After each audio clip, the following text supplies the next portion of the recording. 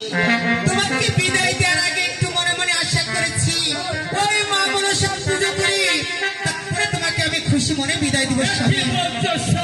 হ্যাঁ স্বামী, আমি 7 দিন উপবাসী করি আর সেই মনসাকে তুমি পূজা দিবে। হ্যাঁ স্বামী, ওই মনসাকে আমি শত শত কি বলতো স্বামী? তোমাকে বিদায় দেওয়ার আগে আমি একটু মনে মনে আশা করেছি ওই মা মনসার পুজো করি, তোমাকে আমি খুশি মনে বিদায় দিব স্বামী। তোমাকে আমি খুশি মনে বিদায় দিব। ঠিক আছে।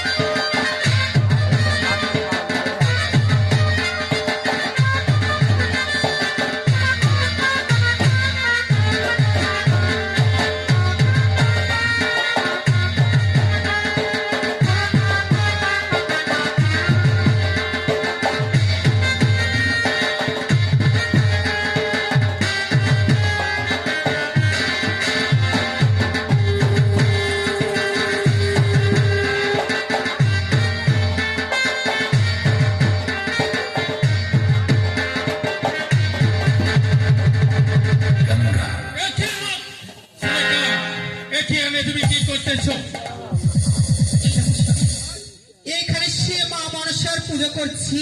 তুমি মা মনসার পূজা করেছো? যে মা মনসা তোমার নাম শুনলে আমি 7 দিন উপবাসী থাকি, আর সেই মনসাকে তুমি পূজা করেছো, তোমার মনে শত শত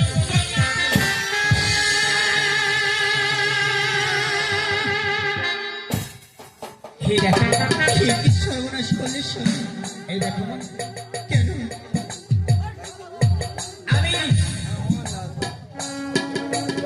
আমি তোমার স্বামীকে কখনো রক্ষা করবো না। বিনা উদ্দেশ্যে বিনা অপরাধী আমার এই বলতে করেছে আঘাত, আমি তাকে কখনো ছাড়বো না। কি বলছো মা? আমি তোমার পা ধরে বলছি মা গো, এই আমার স্বামী যা ভুল করেছে তাতে তুমি ক্ষমা করে দাও মা। এতে তোমার কোনো ভুল নেই, কিন্তু তোমার স্বামী ভুল আছে, তাই আমি তোমার স্বামী খাবো এই কাজটা স্বামী কি না? সেই লোহার মাটি। কি না?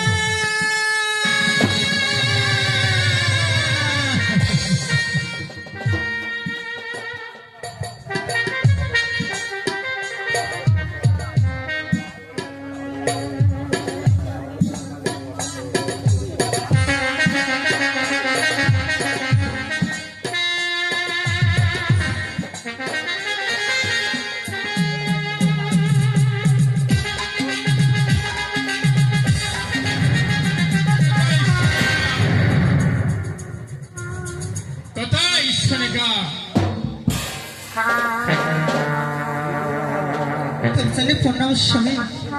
আশীর্বাদ করি দীর্ঘদিনই হোক। তোমার কি সব কাজ সিদ্ধি লাভ হয়েছে? তাই আমায় খুশি মনে বিদায় দাও। আমি যাবো সেই বাড়ির হে কি বলতো স্বামী, আশ্রয়। কোন নারী পারে তার স্বামীকে বিদায় দিয়ে ঘরে থাকতে? আমি কখনো পারবো না স্বামী। আমি নারী হয়ে কেমন করে তোমাকে বিদায় দিব? তুমি যদি খুশি মনে বিদায় না দাও সোনিকা, তাহলে যে আমার বারিশ করা হবে না। আর বাড়িতে যদি যেতে না পারি, তাহলে আমি যে সৌভাগ্য লাভ করতে পারবো না। সত্যি বলতো স্বামী? হ্যাঁ, সত্যি বলছি সোনিকা। তাহলে তুমি আমার কাছ থেকে বিদায় নিবি? আমি বিদায় নেব। ঠিক আছে, আমি তোমাকে খুশি মনে বিদায় দিব। তুমি কি বিদায় নিবি? হ্যাঁ, বিদায় নেব। ঠিক আছে স্বামী।